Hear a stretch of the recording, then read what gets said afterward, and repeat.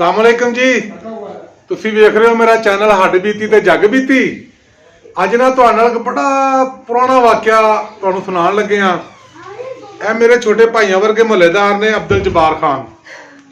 ਇਹ ਨਾ 5-7 ਸਾਲ ਦਾ ਸੀ, ਉਹਦੀ ਦੀ ਇੰਨੀ ਉਮਰ ਸੀ। ਤੇ ਇੱਥੇ ਬਾਹਰ ਨਾ ਮੈਂ ਦੀਵਾਰ ਤੇ ਬੈਠਾ, ਇਹ ਮੇਰੇ ਕੋਲ ਆਇਆ ਤੇ ਮੈਨੂੰ ਆ ਕੇ ਕਹਿੰਦਾ, ਭੈਣ ਮੇਰੇ ਕੋਲ ਨਾ ਕੁਕੜੀ ਏ ਇੱਕ, ਉਹ ਨਾ ਆਂਡਿਆਂ ਤੇ ਬਾਣੀ ਹੈ ਤੇ ਪੈਸੇ ਕੋ ਨਹੀਂ ਹੈ। ਤੇ ਮੈਂ ਕਿਹਾ ਫੇਰ?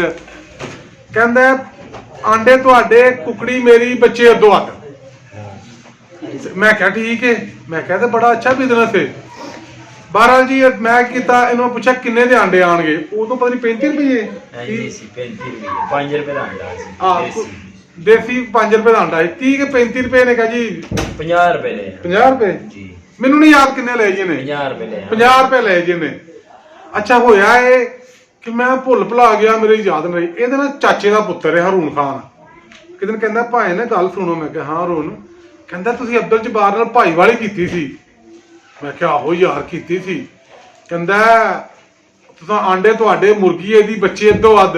ਮੈਂ ਕਿਹਾ ਆਹੋ। ਮੈਂ ਕਿਹਾ ਜਬਾਰ ਉਹ ਕਿੱਥੇ ਗਏ ਓਏ ਮੇਰੇ ਬੱਚੇ ਅੱਧੇ? ਕਹਿੰਦਾ ਕਿਹੜੇ ਬੱਚੇ, ਕਿਹੜੇ ਆਂਡੇ? ਮੈਂ ਕਿਹਾ ਕਿਉਂ?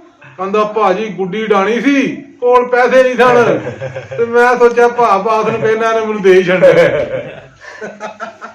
ਹਾਂਜੀ ਗੱਲ ਇਤਨੀ ਗੱਲ ਹੈ ਜੀ। ਹਾਂਜੀ ਹੈ ਬਿਲਕੁਲ ਹੈ ਜੀ। ਨਹੀਂ 50 ਰੁਪਏ ਤੁਹਾਡੇ ਦੇਣੇ ਦਾ ਹੀ ਹੈ ਜੀ। ਨਹੀਂ 50 ਰੁਪਏ ਨਹੀਂ ਲੈਣੇ, ਅੱਧੀਆਂ ਕੁਕੜੀਆਂ ਇੱਥੇ। ਇਨਸ਼ਾਅੱਲਾ ਤੁਸੀਂ ਇਹ ਅੰਦਾਜ਼ਾ ਲਾਓ ਕਿ ਜਦੋਂ 5-7 ਸਾਲ ਦਾ ਹੀ ਏਡਾ ਹੁਸ਼ਿਆਰ ਚਲਾਕ ਸੀ, ਹੁਣ ਕੀ ਹੋਣਾ ਹੈ। ਹੁਣ ਤੁਸੀਂ ਆਪ ਅੰਦਾਜ਼ਾ ਲਾਓ। ਲੇਕਿਨ ਅਸੀਂ ਤੁਹਾਨੂੰ ਇੱਕ ਛੋਟਾ ਜਿਹਾ ਮੈਸੇਜ ਦੇਣਾ ਚਾਹੁੰਦੇ ਆ ਕਿ ਇੱਕ ਵਕਤ ਸੀ ਕਿ ਪਤੰਗਬਾਜ਼ੀ ਬਹੁਤ ਸ਼ੌਕ ਸੀ, ਬਸੰਤ ਮਨਾਈ ਜਾਂਦੀ ਸੀ ਸਰਕਾਰੀ ਸਤ੍ਹਾ ਤੇ।